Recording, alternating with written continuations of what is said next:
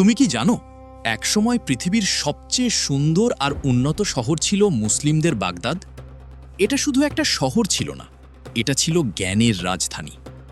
যখন ইউরোপ অন্ধকার যুগে ছিল, তখন বাগদাদের রাস্তায় রাতে বাতি জ্বলত। এখানে ছিল বিশাল লাইব্রেরি, হাজার হাজার বই। বিজ্ঞানী, ডাক্তার, গণিতবিদ, জ্যোতির্বিদ সবাই এক জায়গায় জড়ো হতো। বিখ্যাত বাইতুল হিকমা বা হাউস অফ উইজডমে পৃথিবীর বিভিন্ন ভাষার বই অনুবাদ করা হতো। এখান থেকেই জন্ম নেয় অসংখ্য আবিষ্কার। ভাবতে পারো, একটা মুসলিম শহরে এমন হাসপাতাল ছিল যেখানে গরিব মানুষ ফ্রি চিকিৎসা পেত। বাগদাদের বাজারগুলো ছিল এত সুন্দর, সুগন্ধি, সিল্ক, সোনা আর বইয়ে ভরা। দূর দূরান্ত থেকে মানুষ শুধু এই শহর দেখতেই আসত।